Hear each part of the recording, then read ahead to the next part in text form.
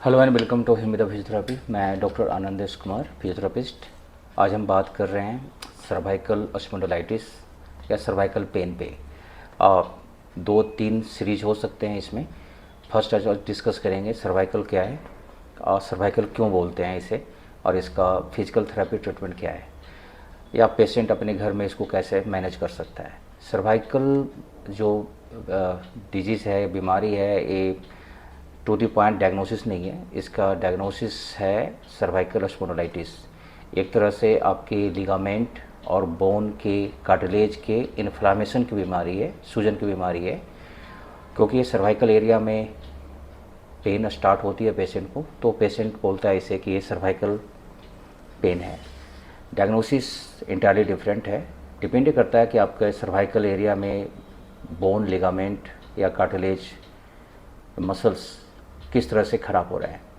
Moreover ये जो cervical pain है, जो सर्वाइकल स्पॉन्डिलाइटिस है, या जिसको नेक पेन भी बोलते हैं, ये ओल्ड एज से रिलेटेड डिजीज़ है।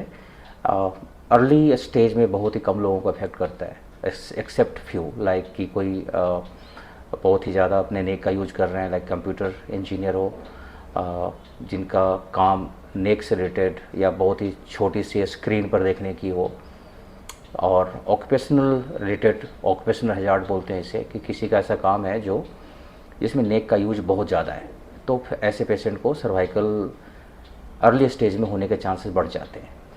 इसकी डायग्नोसिस है, एक्सरे करवाएं। एक्सरे में पता चल जाता है कि आपकी सर्वाइकल के जो कर्व हैं वो किस तरह के हैं, आपकी बोन क्वालिटी कैसी है, आपकी पोस्चर वो कैसा है। ये फिजिकल एग्जामिनेशन में आ जाती है।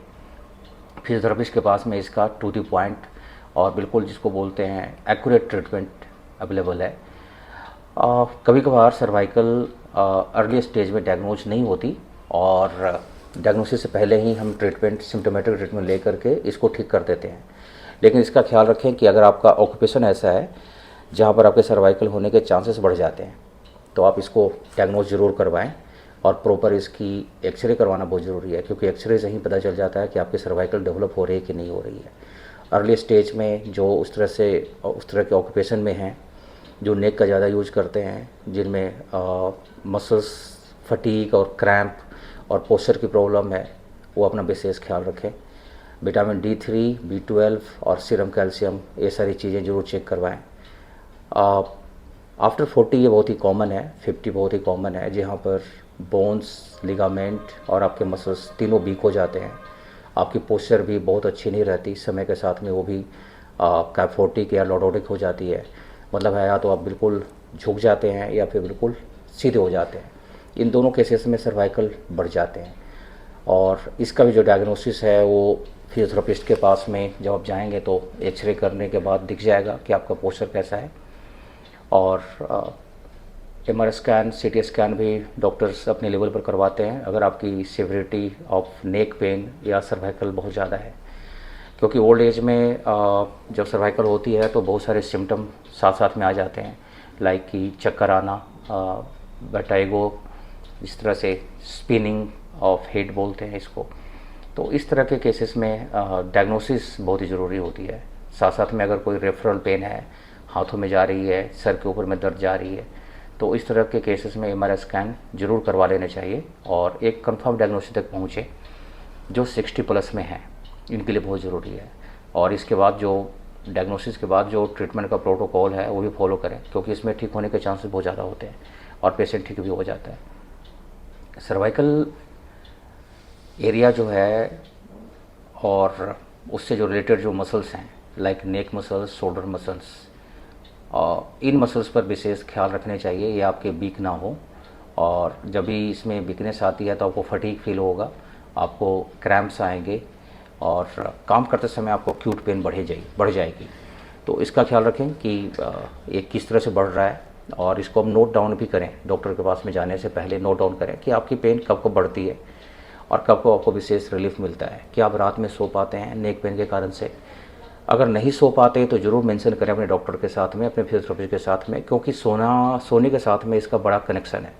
क्योंकि जब आप नहीं सोते हैं तो फटीग लेवल और बढ़ जाती है, आपकी एंजाइटी बढ़ जाती है, और जब एंजाइटी बढ़ती है तो फिर आपकी पेन बढ़ जाती है, जब पेन बढ़ती है तो आपकी तकलीफ भी बढ़ जाती है, फिर आप उसको प्रेजेंट बहुत ज़्यादा करते हैं। आपको तकलीफ होती है 20%, लेकिन आप वहाँ जाकर के थेरेपिस्ट को बोलते हैं या डॉक्टर को बोलते हैं कि मेरे को तो बहुत ज़्यादा तकलीफ है, और वो कैलकुलेट करते हैं कि लगभग 80% की पेन है। लेकिन इतना हो भी सकता है, लेकिन अगर आपने कैलकुलेट अच्छा नहीं किया, अपने टू द पॉइंट सिम्टम्स नहीं बताए, तो फिर वहाँ पर दिक्कत हो सकती है और आपकी डायग्नोसिस के साथ साथ में आपकी ट्रीटमेंट भी डिले हो सकता है। सो बहुत इम्पोर्टेंट है कि आप सही इन्फॉर्मेशन दें, और इन्फॉर्मेशन जो दें और उसके ऊपर ही ट्रीटमेंट और डायग्नोसिस के ऊपर में ट्रीटमेंट स्टार्ट होती है। तो ये बहुत ज़रूरी है उन पेशेंट के लिए जिनकी सर्वाइकल काफ़ी तकलीफ़ दे रही है उनको, और उससे वो छुटकारा पाना चाहते हैं। इस तरह से सर्वाइकल की डायग्नोसिस किया जाता है। जो मैंने सारी चीज़ें भी बताई है उसका विशेष ख्याल रखें, ठीक है। और सर्वाइकल का कंजर्वेटिव ट्रीटमेंट बहुत ही अच्छा है, जो फिजियोथेरेपिस्ट इसमें एक्सपर्ट हैं, और इसमें बहुत सारे मैनुअल थेरेपी हैं, मशीन थेरेपी है, टेपिंग होती है, ड्राई नीलिंग भी करते हैं इसमें। लेकिन फिजियोथेरेपी का जो पार्ट है वो बेसिकली फिजिकल रिहेबिलिटेशन से है, और किसी भी एक्सपर्ट फिजियोथेरेपिस्ट जो आपके आसपास में हैं उनसे मिलें। हिम्बेदा फिजियोथेरेपी मोहाली में और चंडीगढ़ में सेंटर है। जब भी आपको इस तरह की तकलीफ़ हो तो आप हिम्बेदा फिजियोथेरेपी को ज़रूर कॉन्टैक्ट करें। Thank you very much, take care.